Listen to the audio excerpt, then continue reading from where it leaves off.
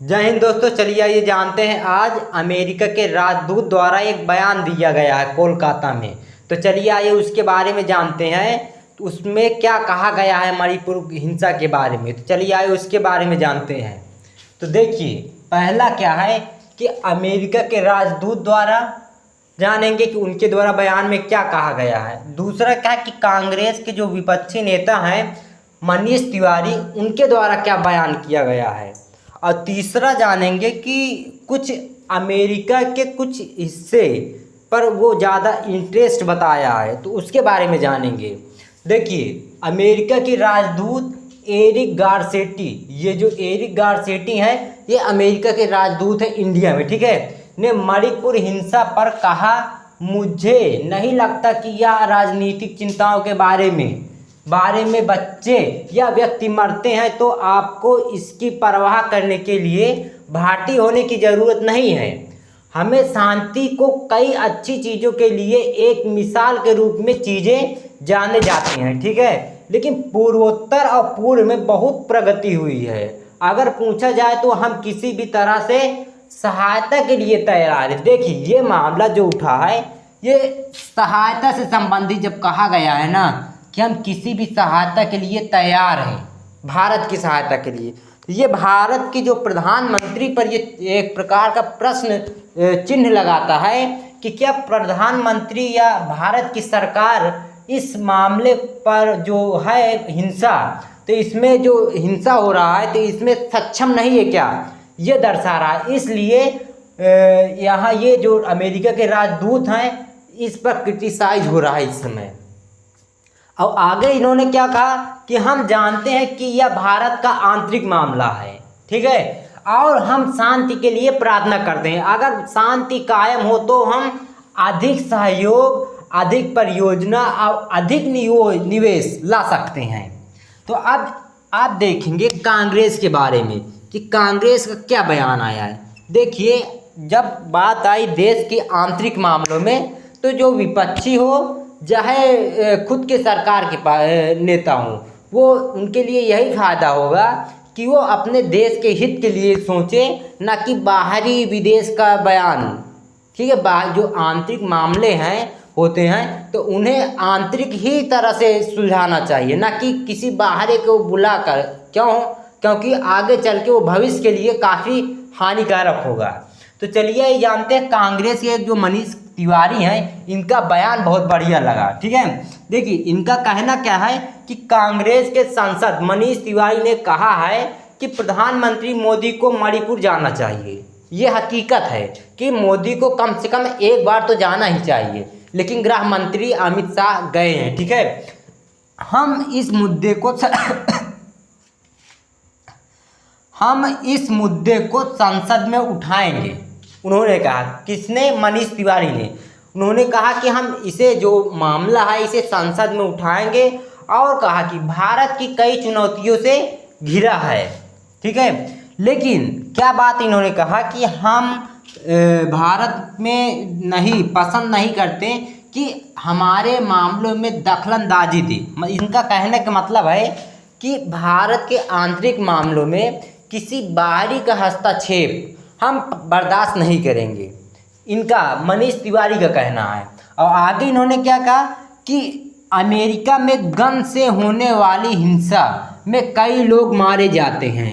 नस्ली शब्द का मतलब क्या है? देखिए, नस्ली शब्द का मतलब है कि काले गोरे का जो रंग भेद है वहाँ पर, इसके बारे में बताया गया कि दंगे होते हैं, पर हम कभी नहीं बोलते और ना ही इनके बारे में लेक्चर देते हैं वहाँ नस्ली हिंसा के बारे में। तो जो मनीष तिवारी के द्वारा जो बयान कहा गया है ये काफ़ी भारत के लिए लाभदायक है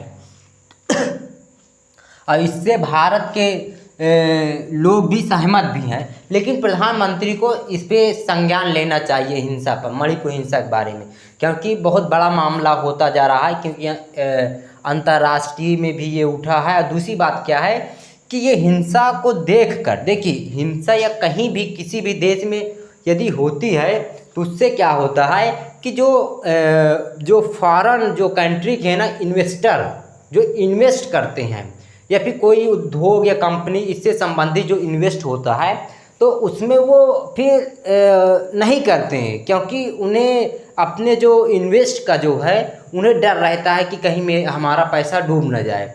जैसे मान लीजिए इजराइल है, इजराइल में यदि कोई भी ऐसा हिंसा हुआ तो वो बहुत सख्ती और पुरजोर तरीके से उठाता है कि क्यों ना उसे पूरा तोप भाई मिसाइल पूरा तहस नहस करना ही पड़े, लेकिन वो जो है इन सब मामलों में बहुत पुरजोर तरीके से उठाता है। दूसरी बात कहा, देखिए इंडिया के सबसे देखा जाए कि विवादों में वो उसके चारों तरफ जो हैं शत्रु ही हैं, लेकिन वो अकेला देश है। और देखा जाए इन्वेस्टर के हिसाब से तो वहाँ पर क्या है कि सबसे ज़्यादा भरोसेमंद है इन्वेस्टर के लिए, क्योंकि वो क्या है कि बहुत पुरजोर तरीके से जवाब देता है। तो इस मुद्दे पर जो मणिपुर हिंसा है इस पर मोदी जी को जल्द से जल्द संज्ञान लेना चाहिए और वहाँ पर जितना जल्दी हो सके उतना जल्दी इस मामले को निपटाना चाहिए।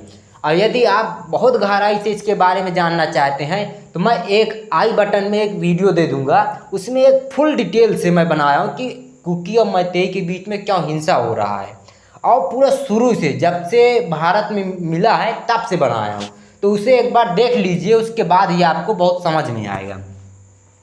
उसके बाद देखिए तीसरा पॉइंट का, ये पॉइंट बहुत महत्वपूर्ण है, ठीक है। इसे आप एक बार इन शब्दों को पहले आप समझिए।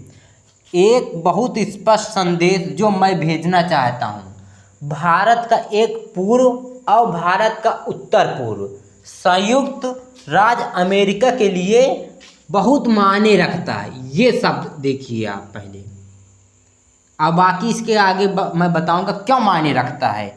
देखिए आप मायने रखता है क्यों रखता है, क्योंकि देखिए भारत का पूर्वोत्तर मतलब मणिपुर से संबंधित जितने भी पूर्वी राज्य हैं उससे, अब भारत का उत्तर पूर्व मतलब ये जो चीन और भूटान और नेपाल की जो सीमा है ना ये, ठीक है।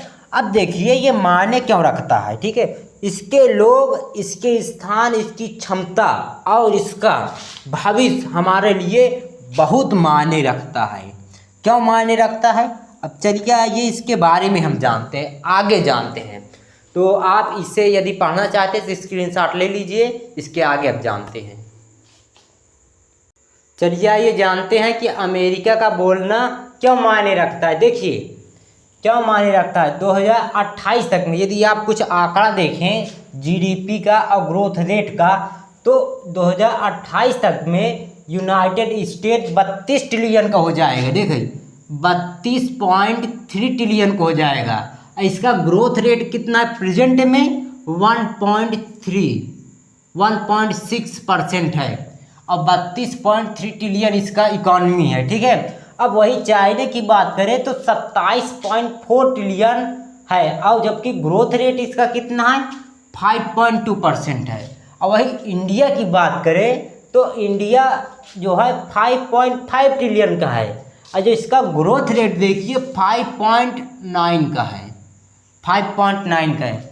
अब ये मान के चलिए कि अमेरिका जो है, एक प्रकार से ये मान के चलिए कि अमेरिका अपने इकॉनमी के बराबर किसी और को नहीं देखना चाहता। आप उधर देखिए तो रसिया का यूक्रेन को भिड़ा दिया। उसके बाद एक बार आप देखे होंगे कि सेमीकंडक्टर उस समय कंपनी बहुत जो वहाँ पर नहीं है, ताइवान में एक सेमीकंडक्टर फैक्ट्री है, वो बहुत उत्पादन करती है सेमीकंडक्टर का। तो ताइवान और चीन के बीच में देखिए विवाद जब हुआ था तो रसिया तुरंत आगे आ गया था, ठीक है। रसिया का मुख्य उद्देश्य है कि देखिए चीन को हराना, और ये स्वयं नहीं हराएगा, ये किसी और के रास्ते जो है ये मदद करेगा। आर्टिलरी है, जैसे जितने भी मिसाइल से संबंधित है, यानी सैन्य से संबंधित जितने औजार हैं उससे ये मदद करेगा, लेकिन ये स्वयं नहीं लड़ाई करेगा। क्योंकि देखिए वहाँ पर देखिए यूक्रेन और रसिया में यूक्रेन की जितना भी इंफ्रास्ट्रक्चर है सब ध्वस्त हो चुका है, ठीक है। वहाँ पर देखिए तो अब यदि वहाँ पर लड़ाई बंद भी हो जाती है तो कम से कम 40 से 50 साल तक का वो पीछे चला गया, क्योंकि इकॉनमी ग्रोथ करने के लिए इंफ्रास्ट्रक्चर बहुत मजबूत होना चाहिए। जितना अधिक इंफ्रास्ट्रक्चर मजबूत होगा उतनी जल्दी आप ग्रोथ रेट तेज कर सकते हैं। तो आप देखेंगे जब इंडिया की बात आई 5.9% की ग्रोथ रेट बढ़ रहा है। क्यों बढ़ रहा है जानते हैं क्यों? क्योंकि यहाँ का इंफ्रास्ट्रक्चर अब जोरों पर चल रहा है, ठीक है। और वही बात करें कि यूनाइटेड स्टेट की, तो यूनाइटेड स्टेट की 1.6% है, जिसका मतलब है कि यहाँ पर भी ग्रोथ रेट जो मतलब कि इंफ्रास्ट्रक्चर का है वो कम है। क्योंकि भारत के मुकाबले में तो बहुत आगे है, लेकिन जो स्पीड से बढ़ना चाहिए उस स्पीड से ही ये कम है, ठीक है। अब देखिए इसी प्रकार से एक बार देखेंगे तो भारत और चाइना के बीच में जब वहाँ पर नहीं एक विवाद हुआ था, कहाँ पर फिंगर पॉइंट जो 1 2 3 नहीं है जम्मू कश्मीर में, तो वहाँ पर जब विवाद हुआ तो वहाँ भी ये लड़ाने की कोशिश कर रहा था, वहाँ पर भारत की मदद करने के लिए कह रहा था। अब देखिए आज भी मदद कर रहा है, ठीक है। भारत की क्या कहा गया है, इनके जो एम्बेसी के द्वारा कहा गया है कि भारत की हर तरह से हम मदद करने के लिए तैयार है, ठीक है। अब बात समझिए कि जो United state institute of peace है, जो शांति का एक बताता है अपने आप को, उसका कहना है कि जो मणिपुर में जो नागरिक है उनके पास इतने हथियार कैसे आए, ये बहुत जानने की योग है। कि देखिए मणिपुर देखेंगे तो पूर्वोत्तर राज्य में मणिपुर है, ठीक है। मान लीजिए ये पूर्वोत्तर राज्य है। अब पूर्वोत्तर राज्य के बाद इधर म्यांमार है, ठीक है। अब म्यांमार के ऊपर आपको चीन मिल जाएगा। तो ये इनको इतना हथियार कौन सप्लाई कर रहा है, ये बहुत बड़ी बात है जानना। देखिए हो सकता है कि इधर से चीन म्यांमार को दे और म्यांमार के रास्ते मणिपुर में सप्लाई करता हो, ठीक है, दंगा उंगा भड़काने के लिए। क्योंकि इस इंडिया का नहीं हो सकता है कि जो ग्रोथ रेट है इसको कम करने के लिए, ये भी हो सकता है कि यहाँ पर कुछ बाहरी जो विदेश देशों का भी कुछ यहाँ पर वो हो सकता है। इसीलिए हो सकता है कि मोदी जी इसी वजह से इस मामले पर ज़्यादा बोल नहीं रहे हैं। तो हो सकता है कि म्यांमार के रास्ते से कुछ सप्लाई की जाती है, क्योंकि किसी आम नागरिक के पास इतना हथियार गोला बारूद होना बहुत मुश्किल है। यहाँ तक सरकार के पास बजट बनाने के लिए बहुत वो हो जाता है। जब तक बाहरी देश का सपोर्ट नहीं मिलेगा तब तक यहाँ होना बहुत मुश्किल की बात है। क्योंकि यहाँ पर खुद देखा जाए डेवलप कम है। और दूसरी बात क्या है कि मणिपुर एक समझ लीजिए कि घाटी है, वहाँ पर कोई इंफ्रास्ट्रक्चर ज़्यादा नहीं है। तो जाहिर सी बात उनके पास इतना बारूद बम आया कहाँ से? तो जाहिर सी बात है कि म्यांमार के रास्ते हो सकता है कि जितने भी बारूद हैं सब उसी के रास्ते आए होंगे। क्योंकि देखिए आन शान सूखी जब म्यांमार की जो वहाँ की मंत्री थी, मुख्यमंत्री, तो वो जो है उसे तख्ता पलट करके उसे बंद कर दिया गया और वहाँ पर सेना का शासन हो गया। और जो सेना का जो शासन आया वो ज़्यादातर चीन का फेवर करता है। तो हो सकता है चीन इसकी मदद करता हो इस मामले में, ठीक है। तो ये भी हो सकता है। तो अब क्या है कि अब हम जानते हैं कि जो यूएस का जो आईपी, इसका मतलब United state institute of peace, जो शांति का है, ठीक है, इसका कुछ एक तीखे बयान आए हैं जम्मू कश्मीर से संबंधित और मणिपुर से संबंधित।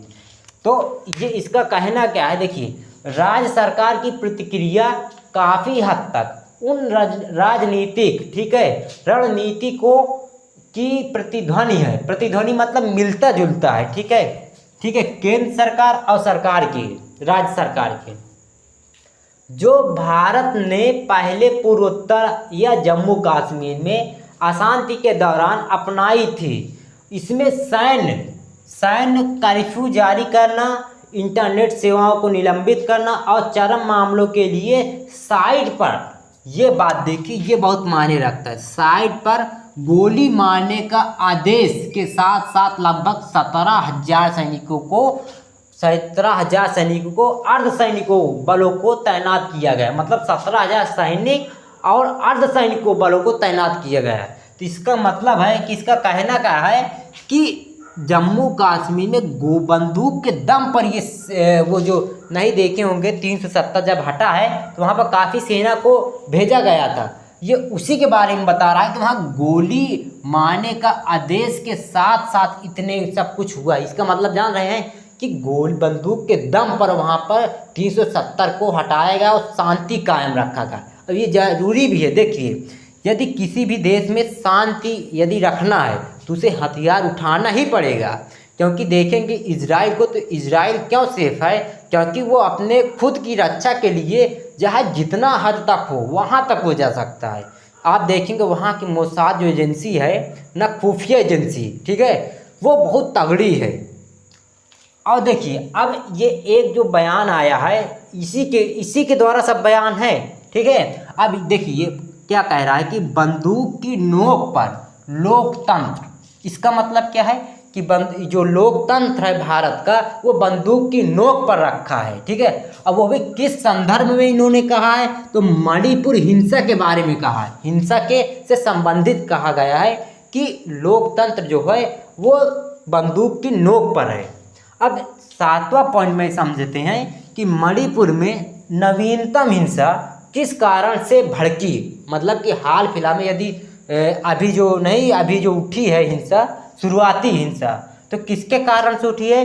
तो बताया गया है कि USIP के द्वारा कि सबसे हालिया हिंसा तब शुरू हुई है जब मणिपुर उच्च न्यायालय ने राज्य सरकार को मैतेई समुदाय के लिए अनुसूचित जनजाति का दर्जा देने का विचार करने को कहा। अब यह अनुसूचित जनजाति क्या है? एक प्रकार का दर्जा है जो संविधान में दिया गया है कि इसमें जो आ जाएंगे तो उन्हें सीट, जो संसद में सीट है, उनको एक आरक्षण मिल जाएगा, ठीक है। आरक्षण से कुल मिलाकर आरक्षण से संबंधित है, ठीक है।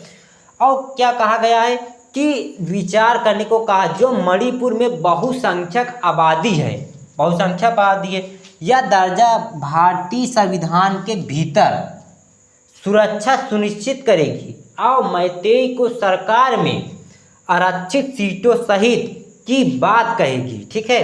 अब 8वां पॉइंट में क्या है कि मैतेई पहले उल्लेखित पहाड़ी क्षेत्रों में जमीन नहीं खरीद सकते हैं, ठीक है। मतलब खरीद नहीं सकते थे, ये पहले की बात है, ठीक है। लेकिन क्या हुआ? खरीद नहीं सकते थे, ठीक है। लेकिन कुकी और अन्य आदिवासी समुदाय घाटी में ज़मीन खरीद सकते हैं। तो इसी आरक्षण में ही संशोधन होना था कि जितने भी वहाँ के समुदाय हैं वो ज़मीन घाटियों में भी खरीद सकें। तो जो हिंसा उठी है वो हिंसा इसी से संबंधित, जो पहाड़ी क्षेत्र है, पहाड़ी क्षेत्र से ही संबंधित उठी है हिंसा, क्योंकि जो पहाड़ी क्षेत्र, जो घाटी है, वहाँ पर कुकी लोगों की बहुसंख्यक आबादी है, ठीक है।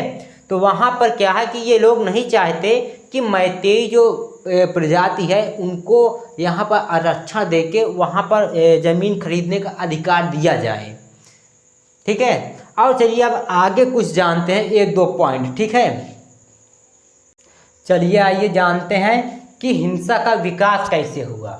तो हिंसा का विकास कैसे हुआ, देखिए, हालांकि मणिपुर से कोई ऑफिशियल रिपोर्ट नहीं आई है, लेकिन वहाँ की हिंसा देखकर लगता है कि आम नागरिक को इतना भारी मात्रा में हथियार किसी न किसी के माध्यम से दिया जाता है। देखिए, ये बयान किसका है? पहले बात तो ये बयान आप समझिए कि बयान किसका। ये बयान है United state institute of peace का। ये बयान है कि उनका कहना है कि मणिपुर में जो हिंसा का विकास जो हुआ है, वो हिंसा का विकास वहाँ के ऑफिशियल द्वारा तो नहीं बताया गया है, लेकिन हाँ, जो बताया गया है कि वहाँ के जो हथियार जो सप्लाई किया गया है आम नागरिक को, उसके कारण ये हिंसा का विकास हुआ है। क्योंकि किसी न किसी प्रकार से आम नागरिक को वहाँ पर इतनी भारी मात्रा में, वैसे भी आम नागरिक को इतनी भारी मात्रा में हथियार एकजुट करना बहुत मुश्किल की बात है।